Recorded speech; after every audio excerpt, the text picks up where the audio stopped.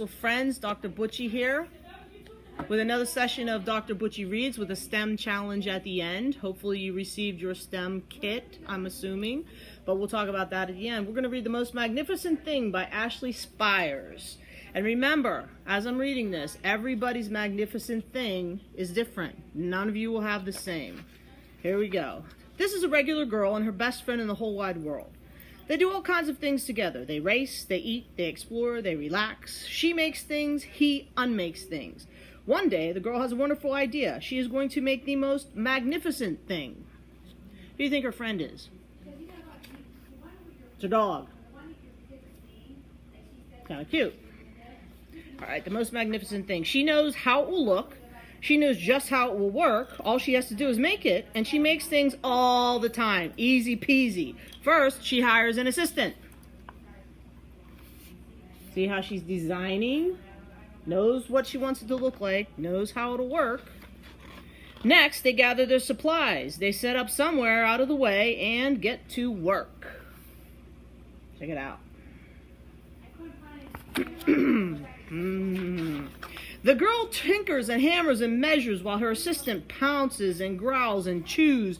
When she is finished, she steps back to admire her work. She walks around one side. Her assistant examines the other side. Doesn't look right. Her assistant picks it up and gives it a shake. Doesn't feel right either.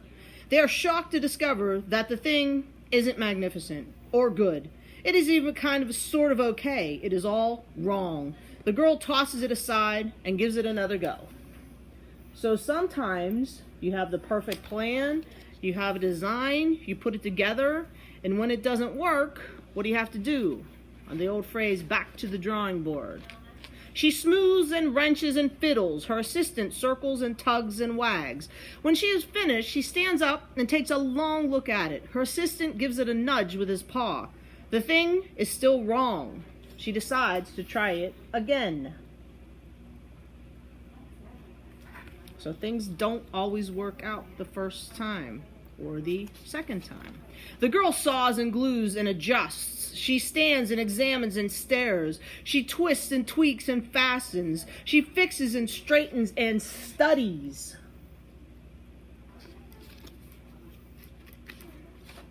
She tries all different ways to make it better. She makes it square. She makes it round. She gives it legs. She adds an antenna.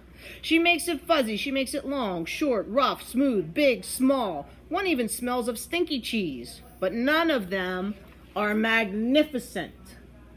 And think about what that word magnificent means to you, because it's going to mean something different to all of us.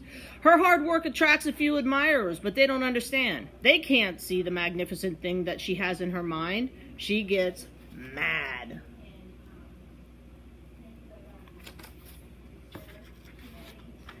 The angrier she gets, the faster she works. She smashes pieces into shapes. She jams parts together. She pummels the little bits in. Her hands feel too big to work, and her brain is too full of all the not right things.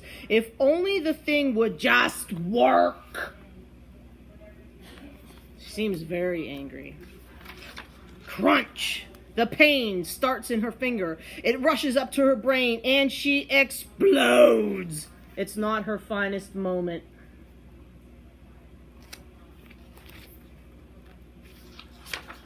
I'm no good at this. I quit. Her assistant suggests a walk. It's not much help at first, but before long she starts to feel different. Bit by bit, the mad gets pushed out of her head. So sometimes things don't work out. You just gotta walk away for a bit. As they stroll along, she comes across the first wrong thing she made. The bad feelings are about to start all over again. Then she notices something surprising. There are some parts of the wrong things that are really quite right. The bolts are one, the shape of another, the wheel to seat ratio of the next. There are all sorts of parts that she likes. She gave it a lot of tries. By the time she reaches the end of the trail, she finally knows how to make the thing magnificent. She gets to work. She works carefully and slowly, tinkering, hammering, twisting, fiddling, gluing, painting. Her assistant makes sure there are no distractions. This is the perfect thing to ward off bears. This will stop that leak. This one's all wet. That afternoon fades into evening. Finally, she finishes, and she alerts her assistant.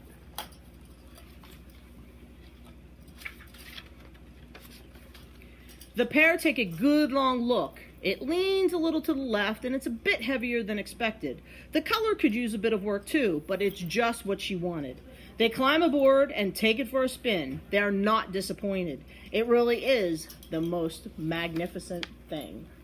You see what she finally made there? Pretty cool. So, in your stem packet, you are going to get 5 chenille stems, also known as pipe cleaners. You're going to get 5 buttons in varying sizes. Some may be bigger, some may be smaller. You're going to get 10 jumbo craft sticks, and you're going to get 10 index cards.